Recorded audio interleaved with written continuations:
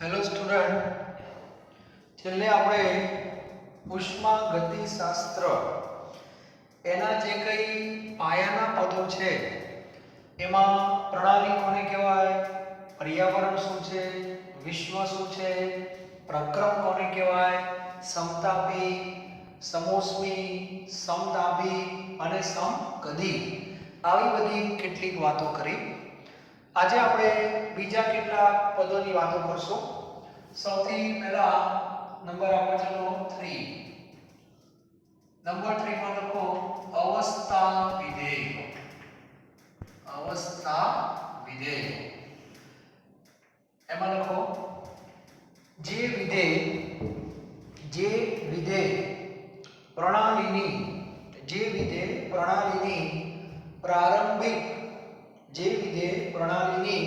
પ્રારંભિક અને અંતિમ અવસ્થા ઉપર આધારિત હોય.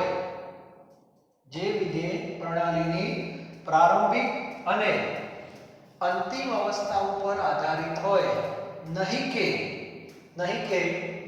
તે અવસ્થા પ્રાપ્ત કરવાના માર્ગ પર આવા વિધેયને અવસ્થા વિધેય કહે છે. એટલે કહેવાનો અર્થ એ છે કે એવું વિધેય કે જેને રહસ્યમાં છે કે પ્રણાલીની શરૂઆતની અવસ્થા આ હતી અને અંતિમ અવસ્થા આ છે. એ અવસ્થા એને કઈ રીતે પ્રાપ્ત કરી એની સાથે એને કોઈ લેવા દેવા નથી. આવા તમામ વિધેયને અવસ્થા વિધેય કહે છે. બરાબર? તો આપણા જે ચારે ચાર ઊર્જાના ફેરફારો છે એ બધા અવસ્થા વિધેય છે. Delta U, delta H, delta S, delta G વગેરે. બરાબર? આ મુખ્ય ચાર અવસ્થા વિધેય છે. અને અવસ્થા વિધેયને માર્ગ સાથે કોઈ લેવા દેવા નથી કે એ અવસ્થા એને કઈ રીતે પ્રાપ્ત કરી એની સાથે એને કોઈ લેવા દેવા નથી. અને આવા વિધેયને અવસ્થા વિધેય કહે છે. બરાબર? એક આ વસ્તુ ક્લિયર હોવી જોઈએ. અમુક એવા વિધેય છે જેનો સંબંધ માર્ગ સાથે છે. બરાબર? એટલે એને પાથ ફંક્શન એવું કહેવામાં આવે છે. તો એના વિશે હું લખતો નથી, પણ ખબર હોવી જોઈએ. પણ એક વાક્ય લખો, ઉષ્મા અને કાર્ય અવસ્થા વિધેય. ઉષ્મા અને કાર્ય અવસ્થા વિધેય નથી. તમે ઉષ્મા કોઈ પ્રણાલીને આપો છો, કાર્ય કરો છો, તો એ કઈ રીતે કરો છો એનો તમારે ઉલ્લેખ કરવો પડે. અને જેમાં માર્ગનો ઉલ્લેખ કરવો પડે એને અવસ્થા વિધેય ન કહેવાય. બરાબર? દાખલા તરીકે તમે આ એક બિલ્ડિંગ છે, આ જમીન છે, અહીંયા એક દડો છે. આ દડાને સીધો તમે અહીંયા લઈ જાઓ. બરાબર? અહીંયા પર મૂકી દો તો આ એની કઈ અવસ્થા? પ્રારંભિક. અને આ એની અંતિમ અવસ્થા. તો સ્થિતિ ઊર્જાની જો આપણે વાત કરીએ તો અહીંયા એની સ્થિતિ ઊર્જા કેટલી? તો આપણે mg1 = 0, કારણ ઊંચાઈ છે જ નહીં. તો અહીંયા એની સ્થિતિ ઊર્જા મળે કે ના મળે? અહીંયા મળશે. હવે આ દડો તમે અહીંથી અહીં લઈ ગયા, ડાયરેક્ટ નાખી દીધો, તો અહીંયા સ્થિતિ ઊર્જા મળે. આ દડાને તમે સીડી દ્વારા લઈ જાઓ, આ દડાને તમે લિફ્ટમાં લઈ જાઓ, આ કિંમતમાં શું ફેર પડે?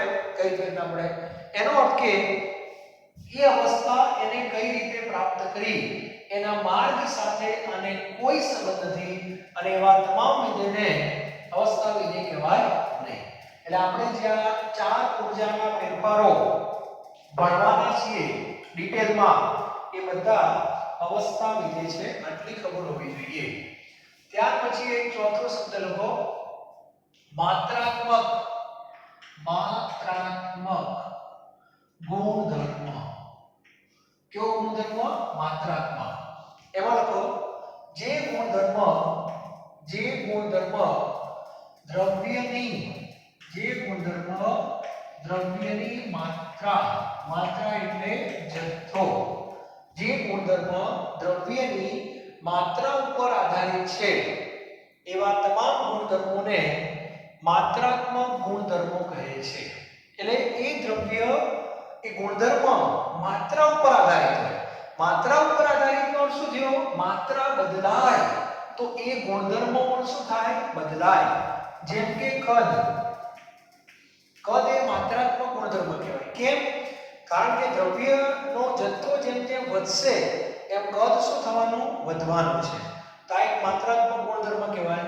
ત્યારબાદ delta H, delta S, delta G, delta U આ બધા માત્રાત્મક ગુણધર્મો જ કહેવાય. આ બધાનો એકમ તમે ભવિષ્યમાં જોજો તો પ્રતિ મોલમાં હશે. આ ચારનો ખાસ. પ્રતિ મોલ એટલે 1 મોલ, એટલે એ કિંમત 1 મોલની હશે.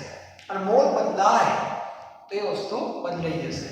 કદની સાથે સાથે દળ એ પણ માત્રાત્મક કહેવાય. કારણ કે દ્રવ્ય વધી જાય તો એનું દળ વધવાનું જ છે અને દ્રવ્ય ઘટી જાય તો એનું દળ ઘટવાનું છે. એટલે એવો કોઈ પણ ગુણધર્મ જે દ્રવ્યની ક્વોન્ટિટી સાથે સંબંધ ધરાવતો હોય, ક્વોન્ટિટી બદલાય તો એનું મૂલ્ય પણ બદલાય. આવા ગુણધર્મોને માત્રાત્મક ગુણધર્મો કહે છે. એ દ્રવ્યની માત્રા ઉપર આધારિત હોય. તો આવા એક બે ઉદાહરણો લખી નાખો. ત્યાર પછી નંબર 5 લખો વિશિષ્ટ ગુણધર્મ. વિશિષ્ટ ગુણધર્મ. બરાબર? આના કરતા તદ્દન ઓપોઝિટ લખો. જે ગુણધર્મ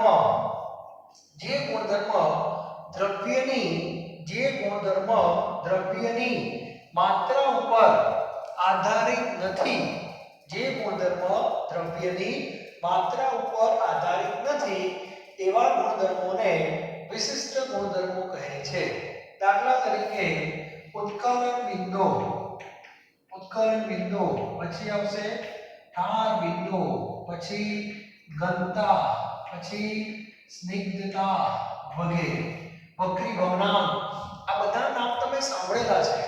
આ બધા જે ગુણધર્મો છે એને દ્રવ્યના જથ્થા સાથે કોઈ સંબંધ નથી. દાખલા તરીકે તમારી પાસે બીકરમાં 1 લીટર પાણી હોય, બરાબર? અને બીજા બીકરમાં 2 લીટર પાણી છે. ધ્યાન આપજો. હવે તો મારે પાણીનો ઉત્કલન બિંદુ શોધવું છે. તો બંનેમાં મારે પાણીને શું કરવું પડે? ગરમ કરવું પડે. એનો અર્થ કે મારે અહીંયા પણ ઉષ્મા આપવી પડે અને અહીંયા પણ ઉષ્મા આપવી પડે. ઉષ્મા એટલે ઊર્જાનો જથ્થો. દ્રવ્યનો જથ્થો વધારે છે ત્યાં ઊર્જાનો જથ્થો વધારે આવશે. દ્રવ્યનો જથ્થો જ્યાં ઓછો છે ત્યાં ઊર્જાનો જથ્થો ઓછો આવશે. પણ બંને બીકરમાં મને પાણીનું ઉત્કલન બિંદુ કેટલું મળશે? 100°C બંનેમાં. એનો અર્થ કેવો થયો કે પાણી 1 લીટર હોય, 2 લીટર હોય કે 20 લીટર હોય. સમજો, પાણી 1 લીટર હોય, 2 લીટર હોય કે 20 લીટર હોય, પણ ઉત્કલન બિંદુ તો 100 નો 100 જ આવે. તો આ વસ્તુ દરેકને ખબર પડવી જોઈએ. એટલે વિશિષ્ટ ગુણધર્મોનો અર્થ એવો થાય કે એને દ્રવ્યની માત્રા સાથે કોઈ લેવા દેવા નથી. એટલે જેમ જેમ તમે કેમિસ્ટ્રી ભણશો એમ આવા ગુણધર્મો પણ હોય છે. તમે ક્યારે પાણીનું ઉત્કલન બિંદુનો એકમ આવો જોયો કે 100°C પ્રતિ મોલ? આનો મીનિંગ શું થાય કે પ્રતિ મોલ એટલે 1 મોલ.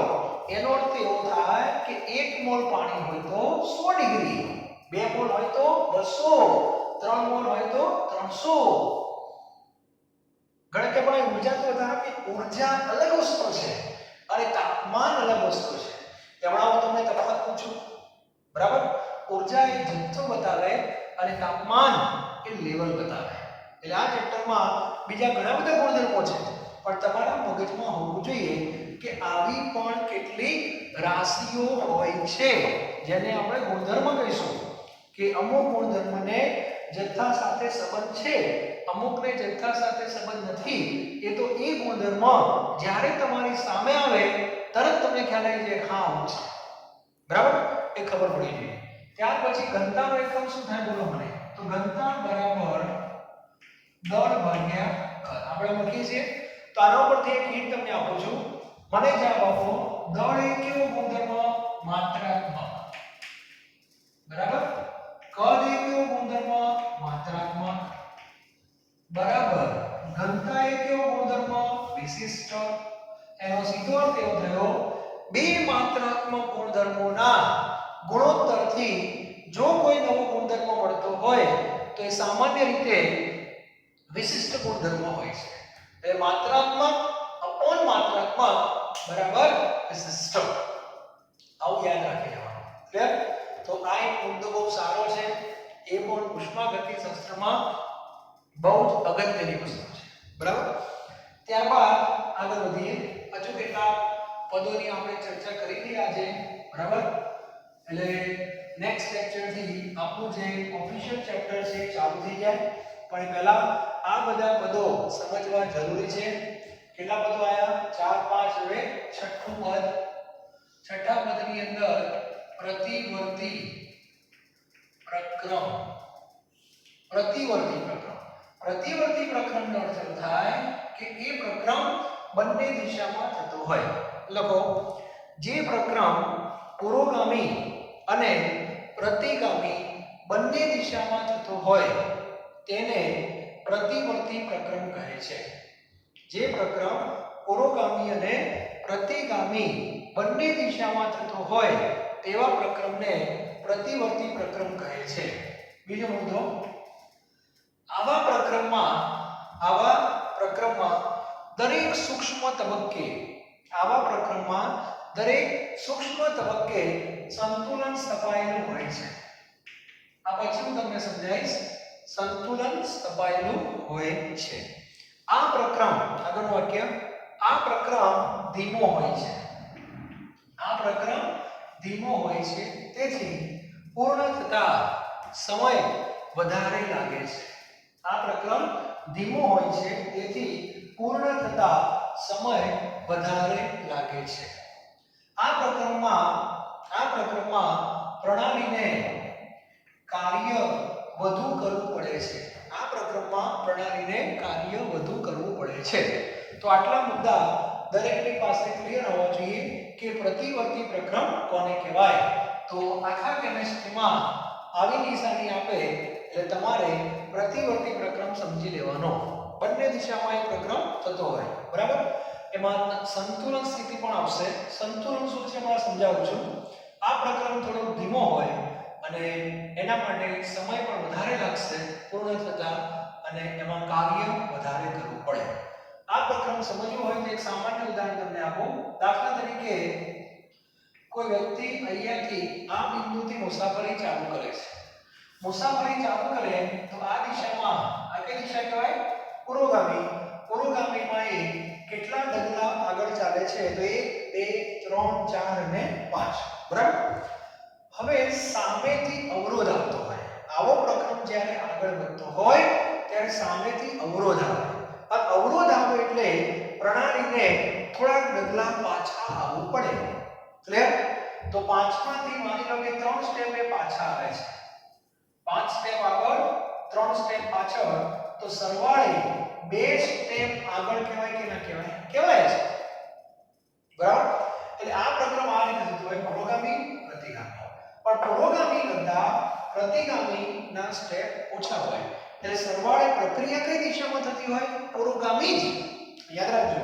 પાછા અહીંથી 5 સ્ટેપ આગળ 2 સ્ટેપ પાછળ, 5 સ્ટેપ આગળ 2 સ્ટેપ પાછળ, એમ કરતા પ્રણાલી અહીં સુધી પહોંચી ગઈ હોય. અને આવા પ્રક્રમમાં પ્રણાલી ત્યાં સુધી જ્યારે પહોંચે ત્યારે જેટલા સ્ટેપ આગળ એટલા પાછળ, 5 સ્ટેપ આગળ 5 સ્ટેપ પાછળ, 5 સ્ટેપ આગળ 5 સ્ટેપ પાછળ, 5 સ્ટેપ આગળ 5 સ્ટેપ પાછળ, તો સ્થિતિ એની એ જ રહે. અને સ્થિતિ એની રહે એને કહેવાય છે સંતુલન. એટલે સંતુલન શરૂઆતથી ના આવી જાય, ધીરે ધીરે આવે, અમુક સમય પછી આવે. એટલે અહીંથી અહીં સુધી પ્રણાલી પહોંચી ગઈ. પણ કઈ રીતે પહોંચી તમે જોયું હશે? આગળ પાછળ, બહુ આગળ થોડું પાછળ, બહુ આગળ થોડું પાછળ, બહુ આગળ થોડું પાછળ, એના કરતા જેટલું આગળ એટલું પાછળ, જેટલું આગળ એટલું પાછળ, જેટલું આગળ એટલું પાછળ. આ રીતે પ્રક્રિયા ચાલુ થાય. આને સંતુલન સ્થિતિ આવે. અને આવું શેમાં થાય? પ્રતિવર્તી પ્રક્રમમાં. અત્યારે નવરાત્રીમાં બધાને ખ્યાલ છે, નવી પેઢીના ગરબા બધાએ જોયા છે. આગળ જાય પાછા 2 સ્ટેપ પાછા, આગળ જાય પાછા 2 સ્ટેપ પાછળ આવે. અને પછી કે વર્તુળ પૂરું થતું નથી તો ક્યાંથી થાય? એટલે અત્યારે જે ગરબાની સ્ટાઇલ છે એ પ્રતિવર્તી પ્રકરણને કહેવાય, એ ધીમો પ્રકરણ કહેવાય. રાઉન્ડ પૂરું થતા સમય પણ વધારે લાગે. અને આપણે જૂની પેઢીના ગરબા, તમારા પપ્પા મમ્મી એ બધા ગરબા કઈ રીતે ગાય? આમાં જ થાય. એનો અર્થ કે આગળ જ જાય, પાછા આવે જ નહીં. અને એવા પ્રકરણને શું કહેવાય? અપ્રતિવર્તી પ્રકરણ. એવા પ્રકરણને અપ્રતિવર્તી પ્રકરણ કહેવાય. તો એની અંદર આવી નિશાની આપો, બરાબર? એમાં લખો અપ્રતિવર્તી પ્રકરણ. એમાં લખો આવા પ્રકરણ કોઈ એક દિશામાં થતા હોય, આવા પ્રકરણ કોઈ એક દિશામાં થતા હોય. ત્યાર પછી ઝડપી, અપ્રતિવર્તી પ્રકરણ એકદમ ઝડપી હોય, કાર્ય ઓછું કરવું પડે. કાર્ય ઓછું, કારણ સામે કોઈ અવરોધ જ નથી, ફટાફટ પ્રણાલી આગળ જ જાય. આમાં તો પાછા કેમ આવે? કારણ કે સામેથી અવરોધ આવે એટલે થોડું પાછું પડે, બરાબર? તો આ બધી નાની બાબતો છે. આ બધા નાના પદ છે, ખાલી થોડા સમજવાના છે, બીજું કંઈ નથી. આમાં કાર્ય કેમ કરવું પડશે? ઓછું. આમાં કાર્ય વધારે. પ્રતિવર્તી પ્રકરણને અંગ્રેજીમાં રિવર્સિબલ કહેવાય, એટલે REV લખાય છે. અને પહેલાને ઇરિવર્સિબલ કહેવાય, એટલે IRR. એટલે આટલું થોડું મગજમાં હોવું જોઈએ, બરાબર? તો દરેક વિદ્યાર્થીને ઉષ્માગતિશાસ્ત્ર એટલે ઉર્જાના ફેરફારોનો અભ્યાસ. ઉર્જાના ફેરફારો કેટલા? 4 ખબર હોવી જોઈએ. સાથે 4 નિયમો ભણવાના છે, એ પણ ક્લિયર હોવું જોઈએ. ત્યારબાદ પાયાના પદો, એમાં પ્રણાલી કોને કહેવાય? ખુલ્લી પ્રણાલી, બંધ પ્રણાલી, નિરાળી પ્રણાલી, પર્યાવરણ કોને કહેવાય? વિશ્વ કોને કહેવાય? બરાબર? ત્યારબાદ પ્રક્રમ, એક અવસ્થામાંથી બીજી અવસ્થામાં થતું રૂપાંતર એને પ્રક્રમ કહેવાય. સપ્તાપી પ્રક્રમ, સમોષ્મી પ્રક્રમ, સમધાપી પ્રક્રમ, સમકલી પ્રક્રમ, આ બધું ખબર હોવી જોઈએ. ત્યારબાદ અવસ્થા વિધેય કોને કહેવાય? ઓકે. માત્રાત્મક ગુણધર્મો કોને કહેવાય? વિશિષ્ટ કોને કહેવાય? પ્રતિવર્તી કોને કહેવાય? અપ્રતિવર્તી કોને કહેવાય? આ બધા શબ્દોથી પહેલા તમારે પરિચિત થવું પડે, અને પછી આ ચેપ્ટર દોડે ભાગે જે બોલવું હોય બધું આવશે, બરાબર? એક બીજો શબ્દ છે એટલે કહી દઉં તમને, બરાબર? હમણાં જે વાત થતી તે ઉષ્માનો જથ્થો અને તાપમાન, આ બેમાં બહુ મોટો તફાવત છે, બરાબર? દરેક વિદ્યાર્થીને અત્યારથી જ ખબર હોવી જોઈએ, બરાબર? તો લખો તાપમાન એ, લખો આગળ કદાચ ક્યાંક લખાયેલું છે, છતાં ફરીથી એકવાર, તાપમાન એ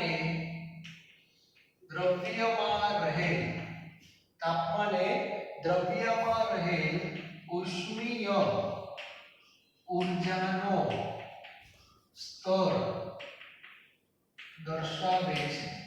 તાપમાન એ દ્રવ્યમાં રહેલ ઉષ્મીય ઊર્જાનો સ્તર દર્શાવે છે, નહીં કે ઉષ્માનો જથ્થો, બરાબર? તાપમાન એ ઉષ્મીય ઊર્જાનો શું બતાવે? સ્તર બતાવે, નહીં કે ઉષ્માનો જથ્થો. આ એક ખબર હોવી જોઈએ. એટલે એવું કહી શકાય કે ઉષ્માનો જથ્થો વધારે હશે ત્યાં ઉષ્મીય સ્તર પણ કેવું હશે? વધારે હશે. એવું આપણે કહી શકીએ, બરાબર? કે ઉષ્માનો જથ્થો જ્યાં વધારે ત્યાં ઉષ્મીય સ્તર કેવું હશે? વધારે હશે. એટલે કોઈ પણ જગ્યાએ ઉષ્માનો જથ્થો વધારે હોય, દાખલા તરીકે આપણી પાસે બે ધાતુઓ છે A અને B, ધ્યાન આપજો. આની પાસે ઉષ્માનો જથ્થો છે અને એ અનુસંધાનમાં એનું તાપમાન કેવું છે? T1. આની પાસે તાપમાન કેવું છે? T2. એનો અર્થ એવો થાય T1 greater than T2 છે. એનો સીધો અર્થ એવો થાય કે આનું તાપમાન વધારે છે, આનું તાપમાન ઓછું છે. આવું શું કામ થયું હશે? તો આની પાસે ઉષ્માનો જથ્થો વધારે છે. સમાજની અંદર જે વ્યક્તિ પાસે રૂપિયાનો જથ્થો વધારે હોય એ વ્યક્તિનો સમાજમાં લેવલ સ્તર ઊંચું હોય. પાણીની ટાંકીમાં પાણીનો જથ્થો વધી જાય તો એની ઊંચાઈ વધી જાય, બરાબર? તો આ એક વસ્તુ પણ ખબર હોવી જોઈએ, T1 greater than T2. અને અહીંયા તમારે લખવાનું જુદા જુદા તાપમાન ધરાવતી બે ધાતુઓને એકબીજાના સંપર્કમાં લાવવાથી ઉષ્માનું વહન ઊંચા તાપમાનથી નીચા તાપમાન તરફ થાય છે. આ ઘટનાને આ ઘટનાને ઉષ્મીય સંતુલન કહે છે. ક્યાં સુધી થાય તો બંને બાજુ તાપમાન સરખા થાય ત્યાં સુધી, બરાબર. અને આને ઉષ્માગતિશાસ્ત્રનો શૂન્ય ક્રમનો નિયમ કહેવાય. કયો નિયમ? શૂન્ય ક્રમ. દરેક વિદ્યાર્થી ટાઇટલ લખો. ચાલો પહેલા લખી નાખો. તાપમાન એ દ્રવ્યમાં રહેલી ઉષ્મીય ઊર્જાનો સ્તર દર્શાવે છે, નહીં કે ઉષ્માનો જથ્થો. પછી આ લખો ઉષ્માનો જથ્થો ચલે છે ઉષ્મીય સ્તર. અને હવે લખો શૂન્ય ક્રમનો નિયમ. શૂન્ય ક્રમનો નિયમ એમાં લખો જુદા જુદા તાપમાન ધરાવતી બે ધાતુઓને એકબીજાના સંપર્કમાં લાવવાથી ઉષ્માનું વહન ઊંચા તાપમાનથી નીચા તાપમાન તરફ થાય છે. અને સંતુલન સ્થપાય ત્યાં સુધી વહન થાય છે. બરાબર. આ ઘટનાને ઉષ્મીય સંતુલન કહે છે. અથવા એને શૂન્ય ક્રમનો નિયમ પણ કહેવામાં આવે છે. આ જે નિયમ છે એક બેઝિક વસ્તુ છે. દરેક જગ્યાએ આનો ક્યાંક ને ક્યાંક જરૂર પડશે, બરાબર. અને પછી લખો ડોક્ટરનો તાપ માપક થર્મોમીટર ઉષ્માગતિશાસ્ત્રના શૂન્ય ક્રમના નિયમ સાથે સંકળાયેલ છે. કઈ રીતે ધ્યાન આપજો? તો કોઈ વ્યક્તિને તાવ આવે એટલે એનું ટેમ્પરેચર તો વધારે હશે જ. ડોક્ટરે ક્યારે આમ હાથ પકડીને એમ કીધું કે તમારા શરીરનું તાપમાન આટલું છે? ના. તો તમારું જે શરીર છે ને, બોડી, એ છે એવું માની લો, એનું ટેમ્પરેચર છે કે. પછી ડોક્ટર ખિસ્સામાંથી થર્મોમીટર કાઢશે, બરાબર, સીધું તમારા મોઢામાં મૂકી દેશે. એ થર્મોમીટર છે બી છે, મોઢામાં મૂકી દે છે. એનો સીધો અર્થ એવો થાય છે કે આ બંને એકબીજાના સંપર્કમાં આવે છે. આ ગરમ બોડી અને આ ઠંડી બોડી બંને એકબીજાના સંપર્કમાં આવશે. જેવા સંપર્કમાં આવશે એટલે ઉષ્માનું વહન ચાલુ થશે. વધારે ઉષ્મામાંથી ઓછી ઉર્જા એટલે આમથી આમ વહન ચાલુ થાય. અને ક્યાં સુધી વહન ચાલુ રહે? જ્યાં સુધી બંનેના તાપમાન સરખા ન થાય ત્યાં સુધી. અને એને થોડોક સમય લાગશે. તો સમજી લો કે ડોક્ટર એકાદ મિનિટ સુધી રાહ જોતા હશે. 1 મિનિટ પછી એમને જજમેન્ટ આવી જાય કે સંતુલન આવી ગયું. અને પછી ડોક્ટર તાપમાન માપે છે થર્મોમીટરનું, બરાબર. અને પછી તમને એવું કહે છે કે તમારા શરીરનું ટેમ્પરેચર પણ આટલું હશે. એનું કારણ શું? સંતુલને બંનેના તાપમાન કેવા થઈ ગયા? સરખા થઈ ગયા. આ ખબર પડવી જોઈએ. આમાં એક વસ્તુ હતી ને, ધારો કે T1 નું કેટલું હોય? 100. T2 નું કેટલું? 50. લાવ થયું શરૂઆતમાં. તો તાપમાનનો તફાવત ના થયો, ડેલ્ટા T 50. જેવા મેને જોઈન્ટ કરો, ઉષ્મા આમથી આમ જાય, ઉષ્મા આમ જાય એટલે 50 ના શું થાય? 51 થાય. તો 100 ના શું થાય? 99 થાય. એમ કરતા 50 ના વધીને 75 થાય અને 100 ના ઘટીને 75 થાય. બંનેના 75 થઈ જાય તો ડેલ્ટા T 0 થઈ જાય. 75 - 75 0. આને કહેવાય ઉષ્મીય સંતુલન. આને શું કહેવાય? ઉષ્મીય સંતુલન. એટલે ઉષ્મીય સંતુલન શું છે ખબર પડવી જોઈએ. ખ્યાલ આવ્યો? તો આ રીતે ઉષ્માગતિશાસ્ત્રનો શૂન્ય ક્રમનો નિયમ બધાને ખબર પડવી જોઈએ. ત્યારબાદ બીજી એક નાની બાબત કહી દઉં સાથે સાથે. એટલે પાયાના જે કંઈ પદો છે, બેઝિક નોલેજ તમારું થર્મોનું થોડુંક મારે જે કહેવું છે પૂરું થઈ જાય, બરાબર. હવે એક સામાન્ય ઉદાહરણ આપી દઉં છું, બધા જોઈ લેજો. આમ તો હજુ મારે તમને ભણાવવાનું બાકી છે, કદાચ એ ટોપિક આપણે પછી લઈશું. ચલો, શોષક અને ક્ષેપકનો એક મુદ્દો હતો. એના માટે મારે ડેલ્ટા H શું છે તમને કહેવું પડે, બરાબર. કઈ વાંધો નહીં. તો અત્યારે હું આટલું રાખું છું. અને દરેક વિદ્યાર્થીને પાયાના પદો પૂરા થઈ ગયા છે. આવતીકાલથી આપણે નેક્સ્ટ લેક્ચરમાં હવે આપણે કયો ટોપિક ચાલુ કરવાના છીએ? તો ઉર્જાનો સૌથી પહેલો ફેરફાર આપણે ક્યાં જોવાનો છે? આંતરિક ઉર્જામાં. બરાબર, એક વસ્તુ યાદ રાખજો. ઉષ્માગતિશાસ્ત્ર બીજું કંઈ નથી, આ 4 માળનું આવું એક બિલ્ડિંગ છે. પહેલા માળ ઉપર U છે, બીજા ઉપર H છે, S છે અને G છે. આંતરિક ઉર્જા H, S અને G. એટલે કોઈ પણ પ્રણાલી હોય, આ ધારો કે નિજીય પ્રણાલી છે, તો આની અંદર પણ 4 પ્રકારની ઉર્જા હોય. આંતરિક ઉર્જા પણ હોય, એન્થાલ્પી પણ હોય, એન્ટ્રોપી પણ હોય અને મુક્ત ઉર્જા પણ હોય. હવે આ પ્રણાલી કોઈ પ્રક્રિયામાં ભાગ લે, જેમ કે આ ફ્લેટ કોઈ પ્રક્રિયામાં ભાગ લે, ધારો કે ભૂકંપ આવ્યો તો ધરતી હલે તો પહેલા આને અસર થાય કે ના થાય? થાય જ. આને થાય તો આને થાય જ, આને થાય તો આને થાય જ, આને થાય તો આને થાય જ. ટૂંકમાં કોઈ પણ પ્રણાલી પ્રક્રિયામાં ભાગ લે, પછી ભૌતિક હોય કે રાસાયણિક હોય, ઉર્જાના ચારે 4 પ્રકારોમાં ફેરફાર થાય, પણ ભણવાનું અલગ અલગ. એટલે પહેલા આપણે આ ભણશું, પછી આ ભણશું, પછી આ ભણશું. આ બે વચ્ચેનો સંબંધ આવશે. ઉર્જાના બધા ફેરફારો એકબીજા સાથે પાછા જોડાયેલા હોય, જે રીતે નોર્માલિટી, પોલારિટી હોય બધું. તો દરેક વિદ્યાર્થી તૈયાર થઈ જાઓ. પહેલો ઉર્જાનો ફેરફાર આંતરિક ઉર્જામાં આપણે ભણવા જવાના છીએ નેક્સ્ટ લેક્ચરમાં. પણ એ પહેલા આ બધા શબ્દોથી દરેક વિદ્યાર્થીએ પરિચિત થવું પડે. તો વ્યવસ્થિત આ બધા શબ્દો એકવાર વાંચી લેજો, સમજી લેજો. ખાસ કરીને જે પ્રક્રમવાળો મુદ્દો હતો એ બહુ અગત્યનો છે. બરાબર? તો આજનું લેક્ચર હું અહીંયા પૂરું કરું છું. Thank you very much.